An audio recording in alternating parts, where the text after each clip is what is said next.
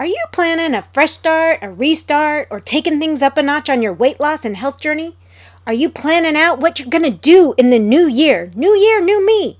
Well, listen in as I talk about what to look for so you can set yourself up for success. Are you struggling to keep your head above water and brushing aside how you physically feel? You know you need to do something to feel better, but what? Nothing's working and you're about to give up. I hear ya. I'm Jolene, a nutritional therapy practitioner, a wife, and a furry guardian. Like you, I let my work and everything else get in the way of health, often chasing skinny instead of health until I learned how the body worked. Welcome to Holistic Health Made Simple, where I share all the tips, tricks, and science to set you free from the overwhelm of diet culture and frustration with the ever-changing health rules, going beyond the calorie and diet dogma to equip you to be healthy through simple changes to food, mindset, and lifestyle.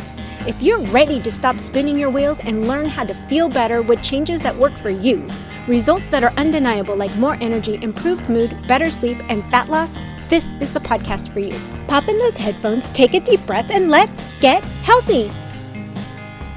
Hey there. You know, we're coming up on that new year and the whole new year, new me. The thought of resolutions, you're coming up with a game of attack of how you're going to lose this weight and get healthy for the last time. But then you're being bombarded with all the influencers and health coaches out there saying, why wait? There's nothing special about January 1st. Start today. Why are you waiting? You should just start today. Well, the science actually is on your side if you choose to wait. Research shows that important milestones like a new year, a Monday, or a first of the month can be really helpful when changing our habits. You might be asking why. Well, it creates this kind of line in the sand between our past and our future. Basically, it develops our old self with our new self. We're planning on being healthy, so that's our new self. Right now, we are what we are.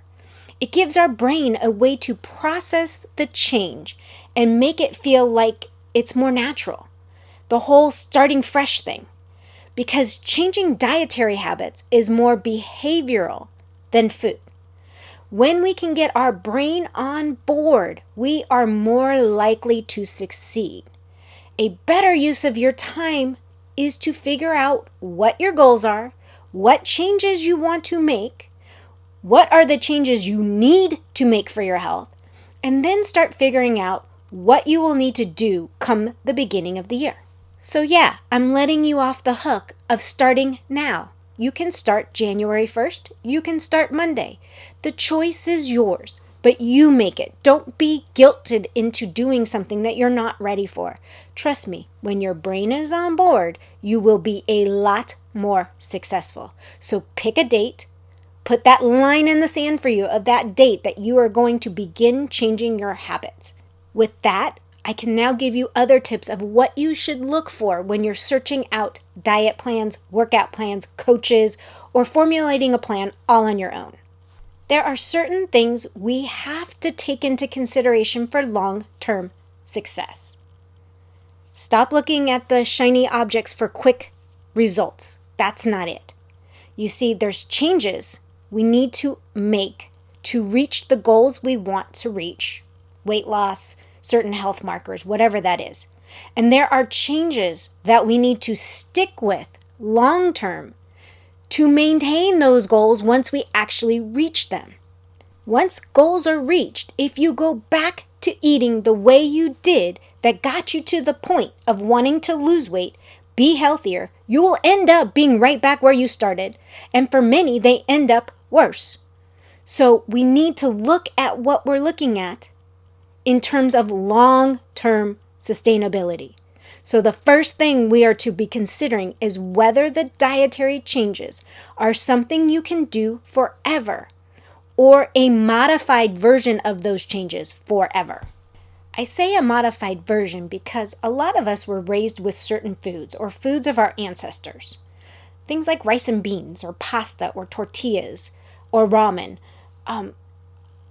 If you eat these regularly and you all of a sudden go keto, can you give up those foods? Can you give them up during the healing phase and the weight loss cycle? And then realize that you can't reintroduce them in the amounts that you probably eat them now. You've got to keep them at a limit. Is this something that you can actually do that would be sustainable for you? That's something to look at. Then we need to also look at what the body tolerates. Just because our ancestor ate something does not mean our bodies physically will tolerate it. Like, do we have a food sensitivity? Is it upsetting our gut and causing gut dysbiosis? Is it aggravating our blood sugar controls because we can't get that factor under control? Now, those are all outside things to look at, but if you're looking at it as a temporary thing, it might help to heal and get there. But if you go back to all the food you're eating now, you'll end up right back where you are. Go back to the point I made just a little bit earlier.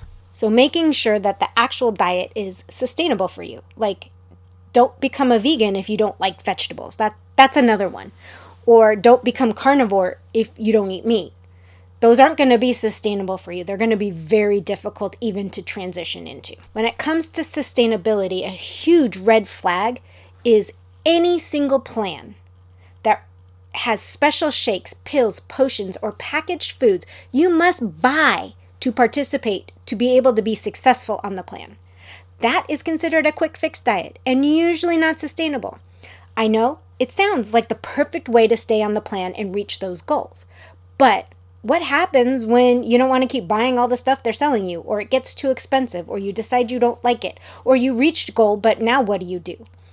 You revert back to eating what got you where you are today. Now, you could start after you don't want to buy everything anymore, making the healthy changes. But you could save yourself a lot of money and just learn and do that to start with. Because when you stop that stuff, you revert back to real food. You got to know how to eat real food. So you're either going to go back to what you're eating now and then end up like you are today. But why not just start making the healthy changes and implement them as part of your life? And I just want to point out, I am not saying that the addition of a protein shake or some kind of pretty clean frozen food that's a whole food are bad. But they should not be your entire plan. And they should not be a daily plan. They should be something as a quick fix when you're in a hurry, something as an added if you need extra protein, stuff like that. Now, another thing to watch out for, and this is where it comes to know yourself. There are many plans, coaches, influencers out there that are trying to sell the idea that you can eat everything you love in moderation. Now, for some, this may work. Usually someone who's younger, healthier, and just has a little bit of vanity weight. But for many, their health depends on eliminating the things that are making them feel ill. It also depends on eliminating the food triggers because they have an unhealthy relationship with foods. They are addicted to some foods. While I am completely on board that calories are an important equation in losing weight, there is more to a sustainable weight loss than just counting calories. For one, making your metabolism run more efficiently on the food you're eating. Giving your body the building blocks to make new healthy cells and run efficiently again. Health is not a number on the scale or a pant size. Long-term weight loss is actually not even a number on the scale or a pant size. It comes from health, and health comes out of eating the best way for your body. We've got to remember, when we talk and we look and we talk about weight loss, we are actually talking about being a smaller person. We are not necessarily talking about our relationship to gravity. We want to look and feel good in the skin we're in and be healthy to do the things we are trying to do. If you are looking at a coach, a nutrition practitioner, a coaching program, they should provide you with education on the how, the what, the why of what they are suggesting for you to eat and lifestyle changes they are suggesting. If they just give you a pamphlet and say, follow this, and it's the same pamphlet they gave to everybody else, run. It is not being tailored to you, and they are not equipping you to learn how to tailor it to you. Also, you will not be working with that person forever. They should be teaching you the tools to be successful without them. I know, it's a very bad business model, but I'm successful if you're successful without me, after I teach you what you need to learn. So look for a plan that relies on real whole foods and teaches you how to balance a meal, teaches you how to figure out what foods you might be sensitive to, teaches you how to adapt and when to adapt. A successful plan will teach you how to adapt to your unique needs. It will empower you to make those healthy choices that work best for you, not what works best for the coach. It will also make you make choices without instilling any fear of a particular food. It builds a healthy relationship with foods. We should not fear real food. Now, some foods won't work for you. That's fine, but you don't need to fear them. You just avoid them. For many, a group-style approach is a good fit as they not only get the education and the coaching, but they get the support they need, especially at the beginning. And it's often a lot less expensive than working one-on-one with someone. There are 4 things I focus on personally with myself as well as with all of my clients. Real whole foods, building a foundation of the basics, attention to gut health, and then we dive into how to manipulate calories, how to manipulate macros in a sustainable way for long-term success. With a strong foundation of healthy habits, reaching goals is infinitely easier. If you want to get more tips and tricks from me right in your inbox, head on over to holistichealthmadesimple.com and join the newsletter. Learn how to be your best, healthiest self, because jumping from one quick fix to another may get you into those skinny jeans, but for how long? If you want long-term results, you have to think of long-term strategies, long-term changes. You also have to think about health and adaptability. For women especially, what you do now won't work 6 months from now. And what you did in your 20s will not work in your 30s. And what you did in your 30s will not work in your 40s. And what you did in your 40s will not work in your 50s. You learn how to protect your metabolism and utilize cutting tools. You know, the ones that make you lose the weight. We need to utilize these cutting tools strategically to make a world of difference. And patience, my friends. Patience is key. Weight loss is not linear. It is not fast. It is slow and steady, especially when you're in it for the long haul. The last bit of advice is me personally pleading with you to make all changes from a dietary standpoint to an exercise standpoint and lifestyle from a place of love. Eating healthy, moving your body, taking care of your health is not a form of punishment. It's a privilege. Stop thinking of it as a form of punishment. Stop hating your body. Start loving it enough to take small steps forward to a healthier you.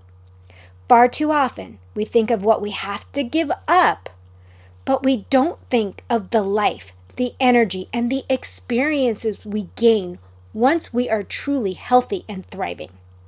On that note, my friends, I will see you next time. Bye. Thanks for listening in today. I hope you got some nuggets to take on your health journey. Remember, this podcast is for educational and entertainment purposes. No medical advice is being given. By listening to this podcast, you agree to the full disclaimer, which is linked in the show notes. If you found this podcast helpful, could you take 30 seconds and leave a review? Your feedback means the world to me, and it helps others discover my show. Once again, thank you for being part of my community. Until next time, have a blessed day.